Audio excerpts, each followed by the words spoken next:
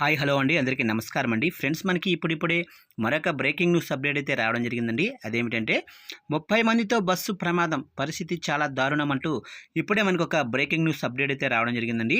అయితే ఇందుకు సంబంధించిన పూర్తి వివరాలైతే మన వీడియోలో తెలుసుకుందామండి. ఎక్కడ జరిగింది, ఎలా జరిగింది అనేది వీడియో మాత్రం ఎక్కడా స్కిప్ చేయకుండా చూడండి ఫ్రెండ్స్. అప్పుడే మనకి పూర్తి సమాచారం అయితే తెలుస్తుంది. ఇక ముఖ్యంగా వీడియో నచ్చినట్లయితే లైక్ చేయండి ఫ్రెండ్స్. లైక్ చేయడం వల్ల మనకు తెలిసిన ఇన్ఫర్మేషన్ ఇంకొంతమందికి అయితే రీచ్ అయ్యే అవకాశం ఉంటుంది. ఇక లేట్ చేయకుండా టాపిక్లోకి తెలిపోదాము.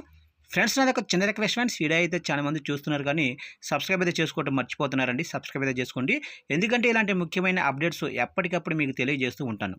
ఇక లేట్ చేయకుండా వివరాల్లోకి తెలిపోదాము. ఇక్కడైతే చూడండి ఫ్రెండ్స్, ఇక ఢిల్లీ జమ్మూ జాతీయ రహదారిపై శుక్రవారం ఉదయం అంటే ఈరోజు ఘోర రోడ్డు ప్రమాదం చోటు చేసుకుంది.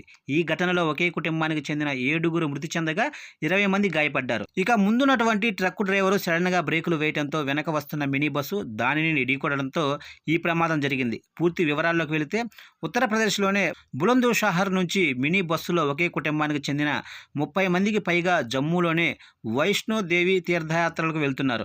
ఈ క్రమంలో అంబాలా సమీపంలో బస్సుకు ముందు వెళ్తున్న ట్రక్కు అకస్మాత్తుగా బ్రేకులు వేయడంతో బస్సు డ్రైవరు సకాలంలో వాహనాన్ని కంట్రోల్ చేయలేకపోయాడు. దీంతో వేగంగా ప్రయాణిస్తున్న బస్సు ట్రక్కును ఢీకొట్టింది. దీంతో బస్సు ముందు భాగం చితికిపోయింది. ఇక బస్సులోనే ప్రయాణికులు చిక్కుకున్నారు. ప్రమాద విషయం తెలుసుకున్న పోలీసులు వెంటనే సంఘటనా స్థలానికి చేరుకొని సహాయక చర్యలు ప్రారంభించారు. ప్రమాదంలో ఒకే కుటుంబానికి చెందిన 3 అక్కడికక్కడే మృతి చెందగా మరో 4 ఆసుపత్రిలో చికిత్స పొందుతూ మృతి చెందారు. ఇక గాయపడిన మిగతా వారికి దగ్గరలోనే ఆసుపత్రిలో చికిత్స అందిస్తున్నారు. 20 మందికి పైగా తీవ్ర గాయాలు అయినట్లు సమాచారం. వీరిలో కొంతమంది పరిస్థితి కూడా విషమంగా ఉండడంతో పెద్ద ఆసుపత్రిలో చికిత్స అందిస్తున్నారు.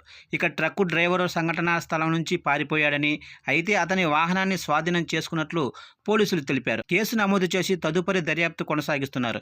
ఈ ప్రమాదం నుంచి త్రుటిలో ప్రాణాలతో బయటపడిన ధీరాజ్ అనే వ్యక్తి మాట్లాడుతూ, ట్రక్కు ముందు ఉన్న కారు పెట్రోల్ పంపు వద్ద అకస్మాత్తుగా మలుపు తిరిగింది. దాంతో ట్రక్కు డ్రైవరు తన బ్రేకులు వేయడంతో దాని వెనుక ఉన్న మా బస్సు సడన్గా కంట్రోల్ కాలేకపోవడంతో ట్రక్కును ఢీకొట్టినట్లు తెలిపారు.